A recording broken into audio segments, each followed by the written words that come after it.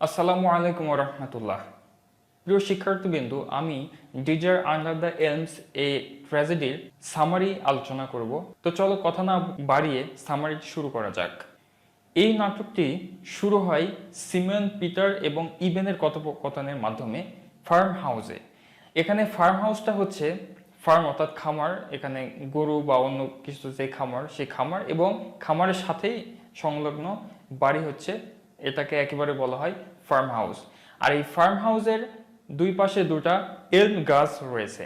তো এলম গাছের এখানে কিন্তু একটি গুরুত্বপূর্ণ বিষয় আছে, ভূমিকা আছে। এই এলম গাছের যে সিগনিফিকেন্স, এই সিগনিফিকেন্স আমরা অন্য একটি ভিডিওতে আলোচনা করব। তো পার্ট 1 এবং সিন 1-এ আমরা দেখতে পাই পিটার, সিমিয়ন এবং ইবেন, এরা তিন ভাই, এরা কিন্তু একে অপরের সাথে গল্প করতে থাকে। তাদের গল্পটা হচ্ছে তাদের পিতা ইফ্রেম ক্যাবোট, এই ক্যাবোটকে নিয়ে। অর্থাৎ সিমিয়ন, পিটার এরা দুজন প্রথমে গল্প করে কি, গল্পটা হচ্ছে সিমিয়ন হঠাৎ করে বলে তার স্ত্রী মারা গেছে সেই 18 বছর আগে, জেনি তার নাম ছিল। তারপর হঠাৎ করে এত বছর কিভাবে গেল সে কিছু বুঝতে পারছে না, অর্থাৎ এখানে তার একাকিত্বের কথা কিন্তু বর্ণনা করে। তো পিটারও তার সাথে সায় দিয়ে বলে হ্যাঁ হ্যাঁ তাই তো, এটাই হয়েছে, এটা কিভাবে এত বছর পার হয়ে গেল। এখানে পিটার কিন্তু 37 বছর বয়সী এবং সিমিয়ন কিন্তু 39 বছর বয়সী। আর এখানে ইবেন তাদের ছোট ভাই, 3 নম্বর ভাই, এই ইবেনের বয়স কিন্তু 25 বছর। তো তারা এভাবে কথা বলতে থাকে। তো এর মধ্যে আমরা যে ঘটনা পাই এর পরবর্তীতে, ইবেন হঠাৎ খবর পায় যে তাদের বাবা অর্থাৎ ইফ্রেম ক্যাবোট নতুন একটি বিয়ে করেছে। তার বাবা কিন্তু এই খামারে ছিল না, 2 মাস আগে একটি ভ্রমণে যায়। আর এই ভ্রমণটি ছিল ভয়েস অফ গড, অর্থাৎ গডের ভয়েসে শুনে তিনি ভ্রমণে গেছেন এবং একটি বিয়ে করতে গেছেন। তাকে বলা হয়েছে তুমি একটি বিয়ে করো। তো ইবেন এটা জানার পর তাদের দুই ভাইকে বলে, সিমন এবং পিটারকে, যে তাদের বাবা বিয়ে করেছে। আর বিয়ে করে ক্যাবট যখন তাদের বাড়িতে নিয়ে আসে তখন আমরা তার পরিচয় পাই। এই মেয়েটির নাম হচ্ছে অ্যাবি পুতনাম। এখানে অ্যাবি হচ্ছে এই নাটকটির নায়িকা এবং এখানে ক্যাবটের 3 নম্বর যে সন্তান ইবেন, এই ইবেন হচ্ছে এই নাটকের নায়ক। তো প্রথম থেকেই অ্যাবি এবং ইবেনের সম্পর্কটা কোনোভাবেই ভালো দেখা যাচ্ছিল না। ইবেন এবং অ্যাবি এরা দুইজনেই কিন্তু একে অপরকে বিপরীতভাবে দেখে থাকে। অর্থাৎ ইবেন এখানে মনে করে অ্যাবি এখানে এসেছে ইবেনের যেই ফার্ম হাউসটি, অর্থাৎ তাদের যে মালিকানাধীন ফার্ম হাউস, এটাকে ছিনিয়ে নেওয়ার জন্য। এবং এটা কিন্তু অ্যাবি সরাসরি তাদেরকে বলে এই ফার্ম হাউস, এই হাউস এটা কিন্তু আমার। যদিও এখানে ক্যাবট কিন্তু একেবারেই অস্বীকার করে যে না, এই ফার্ম হাউসটি তার নিজের। ক্যাবট তাকে বলে যে এই ফার্ম হাউস কারো নয়। এবং সে কিন্তু একবার বলে যে আমি যদি পারতাম তাহলে কবরেও, অর্থাৎ গ্রেভ যেটা বলা হয়েছে, কবরেও যদি আমি পারতাম এই ফার্ম হাউসটি নিয়ে যেতে, তাহলে আমি এটা নিয়ে যেতাম, কাউকে আমি এর অধিকারিত্ব দিতাম না। তো যখন অ্যাবি বাড়িতে ঢুকে কিন্তু সিমন, পিটার এবং ইবেনের সাথে পরিচয় করিয়ে দেওয়া হয়। তো ক্যাবট এই পরিচয়টা করিয়ে দেয় সিমিয়ন এবং পিটারের সাথে। তো তারা দুজন সচরাচর প্রথমে জেনেছে ইবেনের কাছ থেকে তাদের বাবা একটি বিয়ে করেছে নতুন। তো তারা খুব একটি রিয়াকশন দেয় না এতে, কিন্তু ইবেন একেবারেই ভিন্নভাবে রিয়াকশন দেয়। তারা দুজন কিন্তু বিপরীত দিক থেকে আক্রমণ করার মতো একটি অবস্থা। ইবেন কোনো সময় অ্যাবিকে দেখতে পারে না এবং অ্যাবি কিন্তু ইবেনকে দেখেই একেবারে ফিদা হয়ে গিয়েছিল, কিন্তু সেই কিন্তু বিপরীতমুখী নিয়েছিল। এটা প্রথমে আমরা বুঝতে পারি না, কিন্তু শেষ দিকে বা মিডিলে এটা কিন্তু আমরা বুঝতে পারি যে অ্যাবি প্রথম থেকেই ইবেনের প্রতি আকৃষ্ট ছিল। তো এখানে একটি বিষয় উল্লেখ করে দিই, অ্যাবি এবং ইবেন এরা দুজন কিন্তু মা এবং সন্তান। যদিও তারা নিজের না, সৎ ছেলে সৎ মা, কিন্তু মা এবং সন্তান। এখানে ইফ্রেম ক্যাবট হচ্ছে 75 বছর বয়সী একজন যুবক। তাকে আমরা যুবক বলতে বাধ্য হব, কারণ 75 বছর বয়সে সে কিন্তু একটি বিয়ে করেছে 35 বছর একটি মহিলাকে। তো সেই ক্ষেত্রে আমরা কিন্তু এটা ধরতেই পারি যে ইবেনের প্রতি তার একটি আকৃষ্ট থাকার সম্ভাবনা আছে এবং সেটি হয়ে থাকে। অ্যাবি সবসময় ইবেনকে কিন্তু সিডিউস করার চেষ্টা করে। অ্যাবি যখন ইবেনকে সিডিউস করার চেষ্টা করে, ইবেন কিন্তু অ্যাবির এই ডাকে সাড়া দেয় না প্রথম দিকে। এটা দেখে অ্যাবি খুব রাগান্বিত হয় এবং ইবেনকে বাড়ি ছাড়া করার একটি ব্যবস্থা করার চিন্তা ভাবনা করে। তখন অ্যাবি ক্যাবটকে বলে যে ইবেন আমার সাথে খারাপ আচরণ করেছে, তখন ক্যাবট বলে যে আমি তাকে বাড়ি থেকে বের করে দিব, কিন্তু অ্যাবি সেটা করতে দেয় না।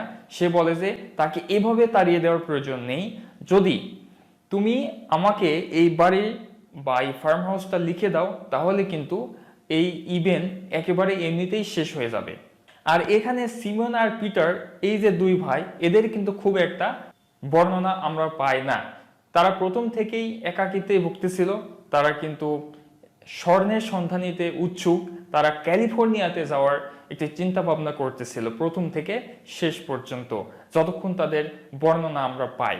তো ইভেন এবং অ্যাবি, এই দুইটা ক্যারেক্টার নিয়ে আমরা এখানে আলোচনা করব, সাথে থাকবে ক্যাবট। কিন্তু সিমন আর পিটার, এরা দুজনকে আমরা খুব আলোচনায় নিয়ে আসবো না, কারণ তারা প্রথম পার্টেই কিন্তু ক্যালিফোর্নিয়াতে চলে যায় স্বর্ণ সংগ্রহের উদ্দেশ্যে, বড়লোক হওয়ার উদ্দেশ্যে। তারা এই ফার্ম হাউস ছেড়ে চলে যায়।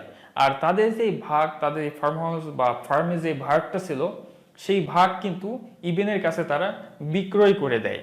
ইভেন তাদেরকে $300 অর্থাৎ $600 দিয়ে তাদের ভাগটা কিনে নেয়। তো এরপর আমরা একটু বলে রাখি ক্যাবটের স্ত্রীদের সম্পর্কে। ক্যাবট কিন্তু 3টি বিয়ে করে। প্রথম যে স্ত্রী, সেই স্ত্রীর দুটো ছেলে সিমিয়ন এবং পিটার। দ্বিতীয় স্ত্রীর সন্তান হচ্ছে ইভেন, এবং তৃতীয় স্ত্রী হচ্ছে অ্যাবি। তো দ্বিতীয় স্ত্রী, তিনি খুব দয়ালু ছিলেন সবার প্রতি, ক্যাবটের প্রতি, তার সৎ দুই সন্তানের প্রতি এবং সবার প্রতি তিনি কিন্তু দয়ালু ছিলেন। কিন্তু তার পরিবর্তে ক্যাবট তাকে এত পরিমাণ কঠোর পরিশ্রম করায়, যার কারণে সে কিন্তু মারা যায়। তো এখানে আমরা লক্ষ্য করি ক্যাবট কিন্তু কঠোর পরিশ্রমে বিশ্বাসী, কঠোর গড়ে বিশ্বাসী।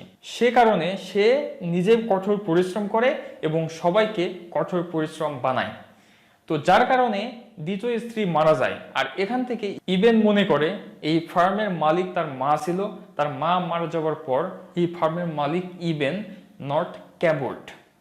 কিন্তু ক্যাবট কোনো মতেই তাকে এই ফার্মে অ্যালাউ করে না মালিক হিসেবে। এরপর ইভেন এবং অ্যাবি, এদের মধ্যে একটি ইলিগ্যাল সম্পর্ক তৈরি হয়ে যায়। সম্পর্কটি এমনভাবে তৈরি হয় যেটার জন্য তারা তিনজনেই দায়ী। অর্থাৎ অ্যাবি তো শুরু থেকে শেষ পর্যন্ত চাচ্ছিল এই ফার্মটা যেন তার হয়, তার একটা বাড়ি হয় এবং ফিনান্সিয়াল কিছু সিকিউরিটি তার যাতে আসে। তো সেই জন্য সে চাচ্ছিল এই ফার্মটা তাকে যেন ক্যাবট দিয়ে দেয়। কিন্তু ক্যাবট এখানে চালাকি করে বলে যে যদি আমি এবং তুমি, অর্থাৎ আমাদের দম্পতিতে যদি একটি সন্তান হয়, তাহলে সেই সম্পত্তিগুলো সেই সন্তান এবং তোমার নামে উইল করে দিব। এটা জানার পর অ্যাবি কিন্তু তাকে অ্যাপ্রিসিয়েট করে। ক্যাবট খুব খুশি হয়ে যায় যে 75 বছর বয়সে সে একটি সন্তানের জন্ম দিতে পারবে। কিন্তু এখানে অ্যাবি সবসময় ক্যাবটকে উৎসাহ দেয় যে একটি সন্তান প্রডিউস করার সক্ষমতা তোমার আছে। কিন্তু অ্যাবি এটা মনে মনে জানে যে এফ্রেম ক্যাবট, তাকে দিয়ে এটা সম্ভব হবে না। সেজন্য সে ইভেনের সাথে একটি ইলিগাল সম্পর্কে জড়িয়ে পড়ে। তো ইভেন এখানে প্রথম দিকে সাড়া দেয় না। অ্যাবি যখন তাকে প্রভাবিত করে তার মায়ের হত্যার প্রতিশোধ হিসেবে তার সাথে সম্পর্ক করতে, তখন কিন্তু ইভেন সামনের দিকে পা বাড়ায়। অর্থাৎ এখানে আমি বলেছি যে ইভেন কিন্তু সবসময় ক্যাবটের ওপর, অর্থাৎ তার বাবার ওপর একটি প্রতিশোধের জন্য মুখিয়ে ছিল, অর্থাৎ উৎসুক ছিল। কিন্তু সেই সুযোগটা সে কিন্তু পাচ্ছিল না। ইভেন এখানে সেই সুযোগ সন্ধানে থাকায় অ্যাবি এই সুযোগটা গ্রহণ করে যে সে তাকে বলে যে তোমার মায়ের মৃত্যুর প্রতিশোধ এভাবে শোধ হবে যদি তার স্ত্রীকে তুমি সুইট হার্ট বানাতে পারো, অর্থাৎ প্রেমে নিয়ে এসে বশীভূত করতে পারো, তাহলে কিন্তু এই প্রতিশোধটা গ্রহণ করা হবে ক্যাবটের ওপর, অর্থাৎ তোমার পিতার ওপর। তখন কিন্তু ইভেন সামনের দিকে পা বাড়ায় এবং তারা অনৈতিক একটি সম্পর্ক তৈরি করে এবং সেখান থেকে একটি কিন্তু সন্তানের জন্ম হয়। অর্থাৎ এই সন্তানটা আসলো কিন্তু ইভেন এবং অ্যাবির মাধ্যমে। আর এটি চারিদিকে ছড়িয়ে পড়লো যে 75 বছর বয়সী একজন মানুষ বিয়ে করেছে 35 বছর বয়সী একটি মহিলাকে এবং সে একটি সন্তানের জন্ম দিয়েছে। এই আনন্দে আনন্দিত হয়ে ক্যাবট কিন্তু তার প্রতিবেশীদেরকে দাওয়াত করে একটি পার্টির জন্য। ক্যাবট এখানে চাচ্ছিল যাতে এই সন্তানের উপলক্ষে সেলিব্রেশনটা হয়। তো সবাই সেখানে নাচানাচি করতেছিল, গান করতেছিল। এদিকে ইভেন কিন্তু এখনো বুঝতে পারেনি যে অ্যাবি তার সাথে সম্পর্কে জড়িয়েছে বাচ্চা প্রডিউস করেছে এটা তার সম্পদ গ্রহণের জন্য, সেটা কিন্তু ইবেন এখনো বুঝতে পারেনি। তো এভাবেই চলতে থাকে। যখন এখানে সেলিব্রেশন করতেছিল, ক্যাবট কিন্তু শুনতে পাচ্ছে যে তার প্রতিবেশীরা কানাকানি করতেছে যে 75 বছর বয়সে একটি সন্তান জন্ম দেওয়া সম্ভব নয়, নিশ্চয় এই সন্তানটি ইবেনের পক্ষ থেকে হয়েছে বা ইবেন অ্যাবির সম্পর্কে তৈরি হয়েছে, এটি অবৈধ সন্তান। ক্যাবট এটি শুনতে পায় কিন্তু সে কিন্তু কানে নেয় না বা না শোনার ভান করে থাকে। আর এদিকে ক্যাবট ইবেনকে এসে পরামর্শ দেয় যে কত আর এভাবে ঘুরবে, তোমার তো এখন বিয়ে করা দরকার, একটু বিয়ে করো, একটি ফার্ম নাও, নতুন ফার্ম, তোমার জীবন শুরু করো। তুমি তো এখন এই ফার্ম থেকে চলে যেতে হবে, কারণ আমি আমার যে ফার্ম হাউস এটার উইলটা অ্যাবি এবং তার যে সন্তান সেই সন্তানের নামে করে দিব। এটা শোনার পর ইবেন কিন্তু বুঝতে পারে যে অ্যাবি এবং ইবেনের সম্পর্ক ছিল এবং যে বাচ্চা প্রডিউস এটা কিন্তু একেবারে ষড়যন্ত্রমূলক ইবেনের সাথে করা হয়েছে অ্যাবির মাধ্যমে। তো অ্যাবি প্রথম দিকে এভাবেই করছিল ষড়যন্ত্র, কিন্তু পরবর্তীতে এই প্যাশনটা, অ্যাবির যে প্যাশন ইবেনের প্রতি, এটা কিন্তু অরিজিনাল লাভে এসে পরিণত হয়। তো এই ট্র্যাজেডির এই প্যাশন টু অরিজিনাল লাভ, এটাকে কিন্তু আমরা ট্র্যাজেডির একটি গুরুত্বপূর্ণ অংশ হিসাবে বলতে পারি। অর্থাৎ এখানে যখন প্যাশন টু অরিজিনাল লাভে পরিণত হয় তখন কিন্তু অডিয়েন্সের মধ্যে একটি অনুভূতির সৃষ্টি হয় অ্যাবির প্রতি, যেটা তাকে অডিয়েন্সের সামনে অ্যাকসেপ্টেড করে তোলে। ইবেন এটা শোনার পর অ্যাবির কাছে যায় এবং তাকে বলে, তুমি আমার সাথে প্রতারণা করেছো, ষড়যন্ত্র করেছো, আমাকে আমার বাড়ি থেকে তাড়িয়ে নেওয়ার ব্যবস্থা করেছো, আমি এখান থেকে চলে যাব, তোমাকে ছেড়ে যাব, আমি যাব ক্যালিফোর্নিয়াতে, সেখানে আমি অনেক সম্পদের মালিক হব, তারপর সেখান থেকে এসে এখানে আমি একটি খামার কিনবো, আমিও পারি এটা প্রতিশোধ হিসাবে তোমাদেরকে দেখিয়ে দিব। কিন্তু অ্যাবি এখানে তাকে বোঝাতে চায় যে না, আমি যেটা করেছি সেটা ষড়যন্ত্রের বশেই করেছি, কিন্তু আমি তোমাকে সত্যিকারের ভালোবাসি। আমি এখন এই ফার্ম হাউসের পরোয়া করি না, কোনো কিছুর পরোয়া করি না, আমি শুধু তোমাকেই চাই। অর্থাৎ সৎ মা সৎ সন্তানকে চাচ্ছে অ্যাজ এ লাভার। তারপর ইবেন যখন বলে যে এই সন্তানটি যদি মৃত হতো বা আমি যদি পারতাম সন্তানকে মেরে ফেলতে, তো এই কথা শুনে ইবেন অ্যাবিকে ছেড়ে ক্যালিফোর্নিয়াতে চলে যাবে এটাতে সে বিশ্বাস করে এবং সে বলে না, আমি এখন ফার্ম হাউস বা আমার সন্তান কোনো কিছুকেই প্রাধান্য দিচ্ছি না, তোমাকে আমি প্রাধান্য দিচ্ছি। অর্থাৎ সে এটি বোঝাতে চাচ্ছে যে ইবেনকে সে সবকিছুর উপরে তাকে চায়, অর্থাৎ ইবেনকেই তাকে চায়। তো ইবেন যখন বলে যে এই সন্তানটি যদি মৃত হতো, এই কথা শুনে অ্যাবি মনে করে যে এই সন্তানই মনে হয় তাদের ভালোবাসার মধ্যে দেয়াল সৃষ্টি করেছে। তো সেজন্য বালিশ চাপা দিয়ে সেই ছোট বাচ্চাটিকে অ্যাবি কিন্তু মেরে দেয়। মেরে দেওয়ার পর অ্যাবি ইবেনকে বলে যে সে আর আমাদের মাঝে নেই এবং তুমি এবং আমি এখন আছি, সেই বাচ্চা আমাদের ভালোবাসার মাঝে দেওয়াল সৃষ্টি করতে পারবে না। ইবেন তাকে জিজ্ঞাসা করে কি ব্যাপার, কি হয়েছে, কি বলতেছো, মাথা ঠিক আছে কিনা। তো অ্যাবি তখন ইবেনকে বলে আমি বাচ্চাটিকে মেরে দিয়েছি। এই কথা শুনে ইবেন কিন্তু শঙ্কিত হয়। ইবেন বুঝতে পারে না যে এটা কি বলছে অ্যাবি।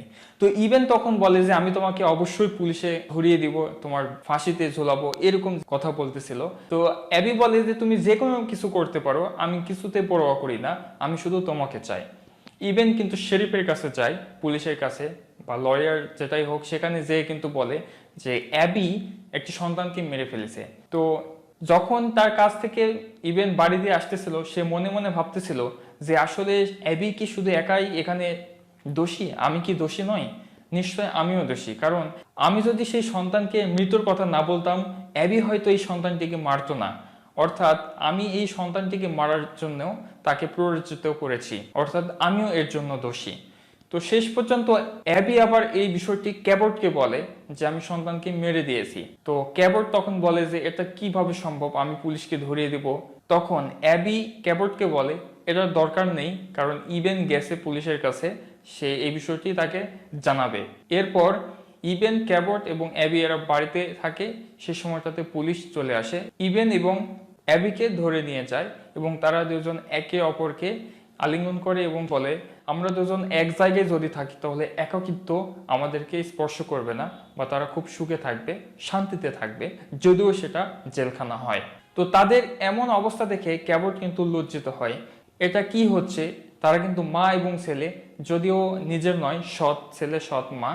তো এরা দুজন যখন জেলে চলে যায়, ক্যাবট তখন সারা জীবনের জন্য সেখানেই থেকে যায় এবং একাকিত্ব অনুভব করতে থাকে। ক্যাবট এরপরে সে চেয়েছিল যে না, সে ক্যালিফোর্নিয়াতে চলে যাবে, ক্যালিফোর্নিয়াতে চলে যাবে, তাদের এই ফার্মে যে গরুগুলো ছিল তাদেরকে ছেড়ে দিবে এবং ফার্ম হাউসটিকে পুড়িয়ে দেবে।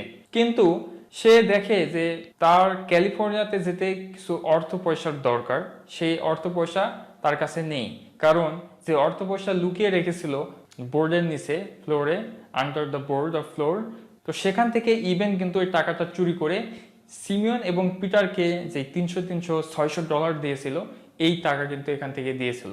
তো তখন দেখে যে টাকার ব্যাগ সেখানে নেই, তখন ক্যাবট কিন্তু বুঝতে পারে ইভেন এই টাকা চুরি করেছে। তো এটাই হচ্ছে মূল কাহিনী এই গল্পের। এছাড়াও আমরা কিন্তু ছোট ছোট কিছু কাহিনী পাবো, যে কাহিনীগুলো জানলে আমাদের শর্ট কোশ্চেন অ্যান্সার করতে সুবিধা হবে। এই যেমন ধরো, টাকা কোথায় লুকিয়ে রেখেছিল, এই টাকা লুকিয়ে রাখার বিষয়টি কিন্তু ছোট্ট করে একটি সেন্টেন্সের মধ্যে পাওয়া যায়। সেই সেন্টেন্সটি হচ্ছে under the board of floor, অর্থাৎ ফ্লোরে যে বোর্ড থাকে, বোর্ডের নিচে কিন্তু টাকা লুকিয়ে রেখেছিল। আমরা কিন্তু এই গল্পের মাধ্যমে ক্যাবটের রিলিজিয়াস পয়েন্ট অফ ভিউ আমরা দেখতে পাই।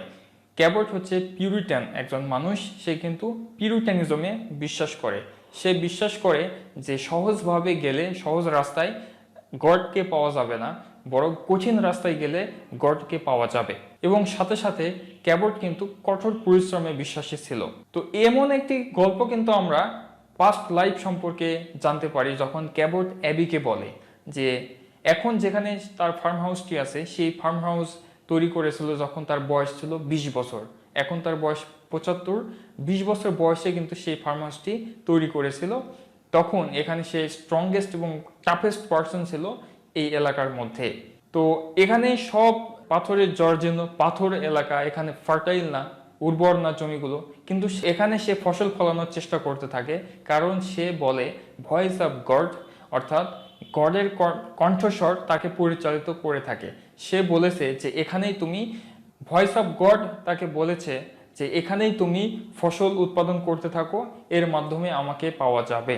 ক্যাবট কিন্তু এভাবেই চলতে থাকে, যার কারণে আমি আগে বলেছিলাম ক্যাবট নিজেও পরিশ্রমী, কঠোর পরিশ্রমী এবং তার পরিবারের সবাইকে কঠোর পরিশ্রমী করে তোলে। তারপর কিন্তু সে বলে যে একবার সে উর্বর একটি জমিতে যাওয়ার সুযোগ পেয়েছিল, সেখানে গিয়েছিল, কিন্তু সেখানে কিন্তু আবার ভয়েস অফ গড তাকে বলে আগের জায়গায় ফেরত যাও, সেখানে তুমি গডকে পাবে, সহজ জায়গায় তুমি গডকে পাবে না।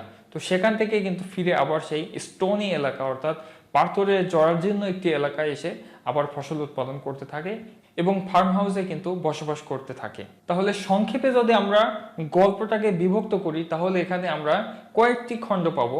তার একটি খণ্ড হচ্ছে ক্যাবটের রিলিজিয়াস পয়েন্ট অফ ভিউ, এছাড়াও আমরা পাবো অ্যাবি অর্থাৎ নায়িকার অতীত জীবন, এছাড়াও আমরা পাবো ক্যাবটের অতীত জীবন, ইভেনের যে সম্পর্ক অ্যাবির সাথে, এছাড়াও আমরা পাবো সিমিয়ন এবং পিটার, এদের দুজনার গল্প, আর সর্বশেষ যেটা ট্র্যাজেডি যেটা ঘটে, ডিস্ট্রাকশন অফ দ্য ফ্যামিলি, অর্থাৎ এই ফ্যামিলির যে ডিস্ট্রাকশন ঘটে।